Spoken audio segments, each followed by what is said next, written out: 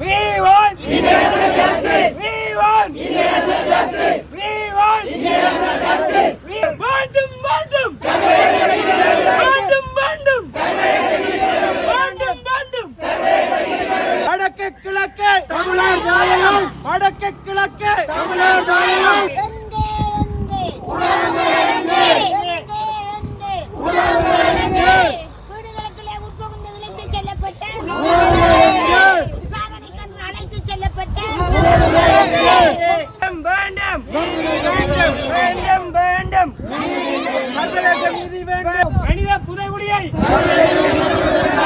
மனித புதைகுடியை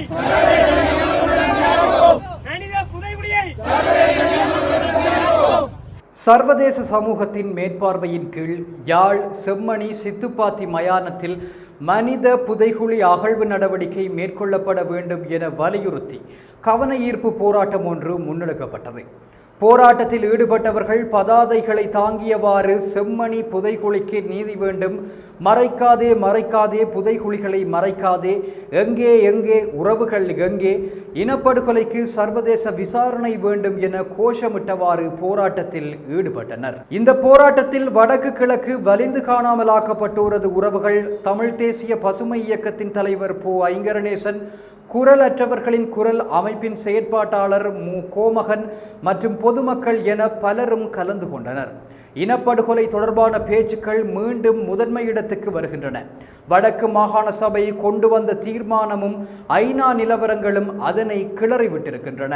இந்த நிலையில் யாழ் செம்மணியில் கண்டுபிடிக்கப்பட்ட எலும்புக்கூடுகள் விவகாரம்தான் தற்போது தமிழர் தாயக பகுதியில் பாரிய அதிர்வலைகளை ஏற்படுத்தியுள்ளது.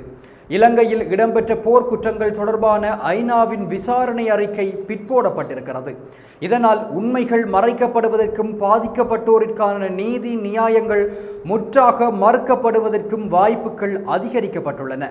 ஏற்கனவே சர்வதேச மனித உரிமை அமைப்புகளும் ஊடகங்களும் பல்வேறு வடிவிலான ஆவணப்படுத்தல்களை இந்த விடயம் தொடர்பில் தயாரித்து வைத்திருக்கின்றன. ஆனால் அவை தமிழ் இன அழிப்பின் இறுதிக்கட்டத்தில் சேமிக்கப்பட்டவை.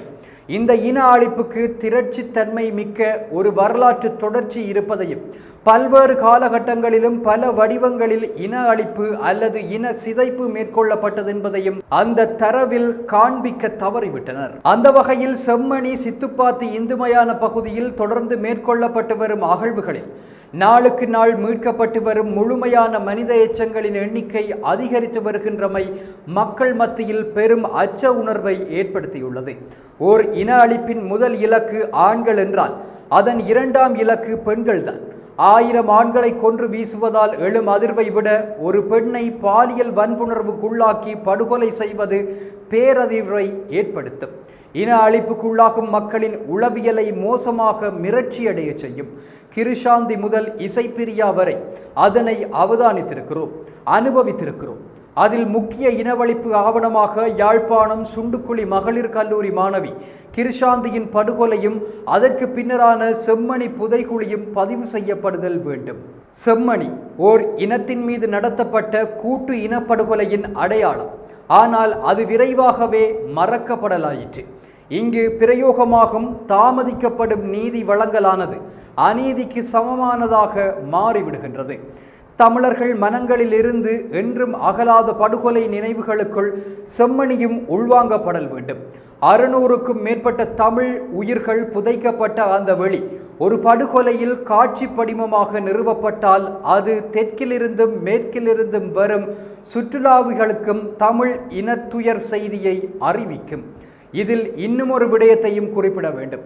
வெறுமனே இனப்படுகொலை நடக்கின்றது என்பதை ஒரு சம்பவ குறிப்பாக மட்டும் ஒரு வரியில் குறிப்பிட்டு தீர்மானம் வெளியிடல் போதாமைகளை கொண்டதாக கணிக்கப்படும். இதில் இன்னும் ஒரு விடயத்தையும் குறிப்பிட வேண்டும். வெறுமனே இனப்படுகொலை நடக்கின்றது என்பதனை ஒரு சம்பவ குறிப்பாக மட்டும் ஒரு வரியில் குறிப்பிட்டு தீர்மானம் வெளியிடல் போதாமைகளை கொண்டதாக கணிக்கப்படும்.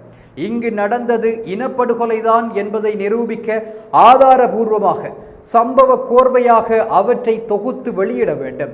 உலகளவில் அநீதிக்குள்ளான இனங்கள் அதனையே செய்திருக்கின்றன. அவ்வாறு செய்தலே அது ஆரோக்கியமுள்ள அரசியல் பயணத்துக்கு வழிவிடுவதாக வழிசமைப்பதாக அமையும். யாழ்ப்பாணம் வரவேற்கின்றது என்கின்ற வளைவு இப்போது புதிய வடிவம் பெற்றுவிட்டது. ஒருவித அபிவிருத்தியின் மெருகூட்டலுடன் அனைவரையும் வரவேற்றுக் கொண்டிருக்கிறது.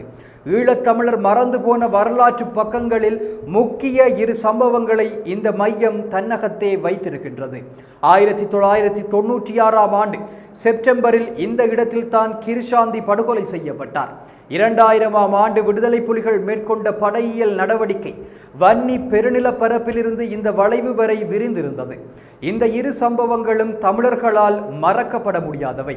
1996ஆம் ஆண்டு கிருஷாந்தி என்ற மாணவி இலங்கை அரச படைகளால் கொடூரமாக கொலை செய்யப்பட்டார். அவரை தேடிச் சென்ற குடும்ப உறுப்பினர்களும் சித்திரவதை செய்யப்பட்டு படுகொலை செய்யப்பட்டார்கள். 1996ஆம் ஆண்டு கிருஷாந்தி என்ற மாணவி ஸ்ரீலங்கா அரச படைகளால் கொடூரமாக கொலை செய்யப்பட்டார். அந்த கால பகுதி இராணுவத்தினரின் நெருக்கமான கண்காணிப்பில் யாழ் குடாநாடு இருந்தது.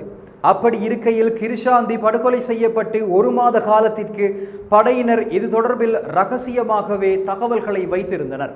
இலங்கையின் தேசிய பத்திரிகைகள் இந்த சம்பவம் குறித்து மூச்சு விடவில்லை. தேசிய ஊடகங்களைச் சேர்ந்த பத்திரிகையாளர்களை பொறுத்தவரை படையினருக்கு எதிராக எழுதுவது என்பது தேசப்பற்றற்ற செயல் என்ற நிலைப்பாடு காணப்பட்டது. யாழ்ப்பாணத்தில் இருந்து உறுதியான தகவல்கள் வெளியாகாத நிலையில் கொழும்பைச் சேர்ந்த மனித உரிமை சட்டத்தரணி பூபாலன் இந்த சம்பவம் குறித்து தேசிய அளவில் கவனத்தை ஈர்ப்பதற்கான நடவடிக்கைகளை மேற்கொண்டார். அவ்வேளை நாடாளுமன்ற உறுப்பினராக இருந்த ஜோசப் பரராஜசிங்கம் மூலம் நாடாளுமன்றத்தின் கவனத்தை அவர் ஈர்த்திருந்தார். பூபாலன் இது தொடர்பில் ஜனாதிபதி சந்திரிகாவிடம் தெரிவித்திருந்தார். இது குறித்து அறிந்ததும் சந்திரிகா உடனடி விசாரணைக்கு உத்தரவிட்டார். ஜனாதிபதியின் இந்த உத்தரவை தொடர்ந்து மேலதிக விசாரணைகளுக்காக லெப்டினன்ட் கர்னல் குணரட்ன தலைமையிலான குழு ஒன்று யாழ்ப்பாணம் சென்றது. கிருஷாந்தி காணாமற் போன தினத்தன்று செம்மணி காவலரணில் பணியாற்றியவர்கள் வேறு இடங்களுக்கு மாற்றப்பட்டிருந்தனர். எனினும் அவர்கள் அனைவரும் விசாரணைக்காக அழைக்கப்பட்டனர். அவர்கள் தாங்கள் கிருஷாந்தியை பாலியல் வன்முறைக்கு உட்படுத்தியதை ஏற்றுக்கொண்டனர். இதனைத் தொடர்ந்து அங்கு பணியாற்றிய அனைவரும் கைது செய்யப்பட்டனர்.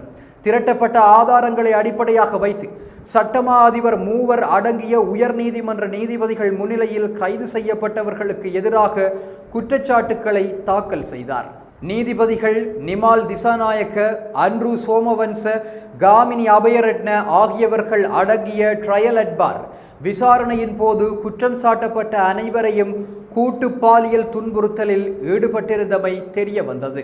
கிருஷாந்தியையும் ஏனையவர்களையும் கொலை செய்ததையும் ஏற்றுக்கொண்டிருந்தார்கள்.